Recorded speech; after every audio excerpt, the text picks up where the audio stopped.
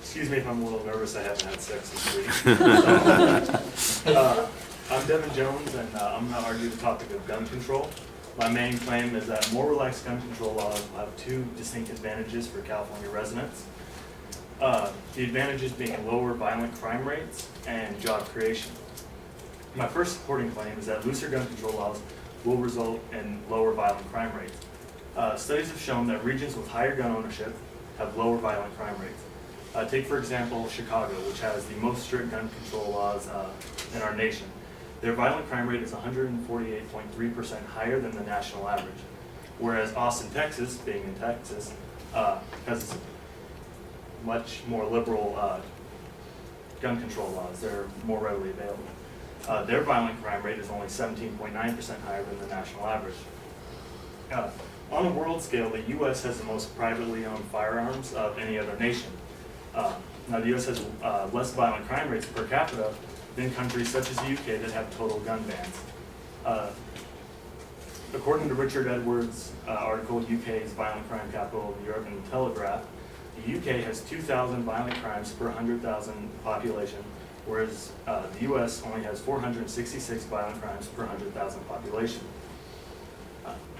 Guns act as deterrents, as shown in studies conducted by Professors James D. Wright and Peter Rossi of the Social and Demographic Research Institute at the University of Massachusetts.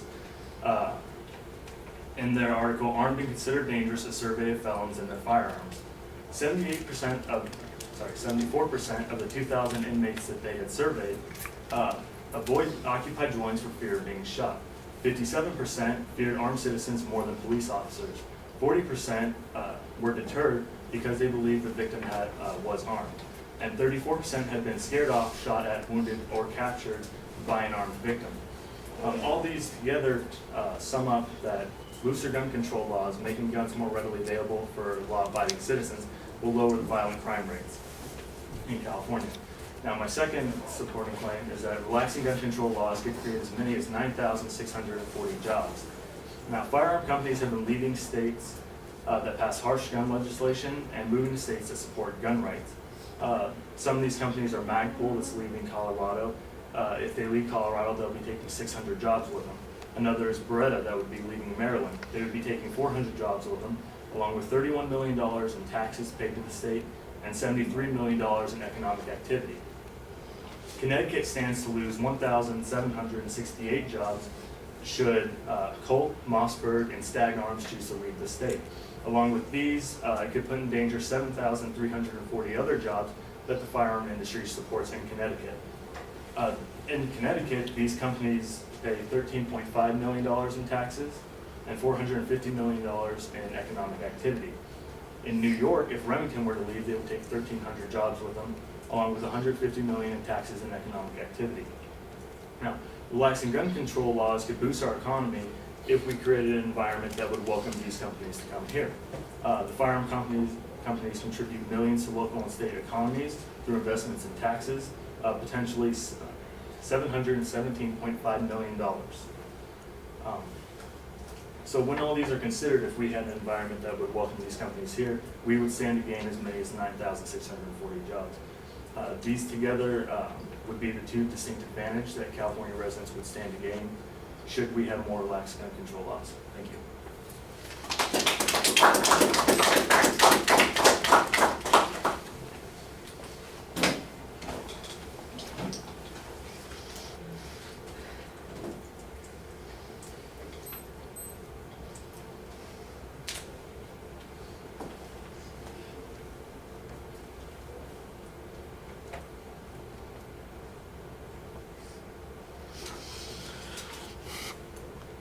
All right, you state the claim pretty clearly. There's a good preview of what the secondary points are going to be. There's obviously a little bit of controversy on this. Internal signposting is pretty clear. I, in fact, like the internal summary that you had on the first point before you went to the second point, so that was pretty solid. The information on the first point, you've got some statistical information that you're presenting. You've got comparisons between different regions and countries. I thought that was good. And then you had the survey about the convicts Statistics, who explained their perception on that particular issue. I thought that was pretty good. There's probably a lot more data on this issue, and I think it could have been developed a little bit more, but what you presented was reasonable. On the second point on the economic advantages, it sounds to me like you're talking about California as opposed to nationwide, so maybe we would get those benefits if all those companies relocated here. That's a big conditional situation that you're talking about.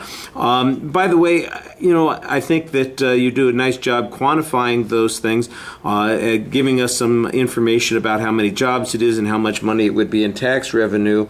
The question, of course, becomes then how significant or important that is. And I don't know that anybody would deny that it's good to have some jobs, but there might be arguments about whether or not those jobs are worthwhile if, for instance, there are risks that come along with them. And I think that there are other issues that are not being discussed in your argument that might be reservation arguments that people would be concerned with. Like I said, to you and me, that's a lot of jobs, by the way. In the state of California, $730 million and 9,000 jobs. That'll last you about an hour and a half. That's just not all that significant in context. So there might be some challenge on that. All right, thank you. I'd like to get in one more speech tonight. We are not going to get everybody in, but I do have a couple more people left to go. I got 2 people left. So you guys want to arm wrestle over this, Brandon and Veronica? Either one of you? Somebody want to jump up and make sure that you get done tonight? All right, I'll just pick, since neither of you want to volunteer to go. Veronica, we'll have you. Ladies first, as they say.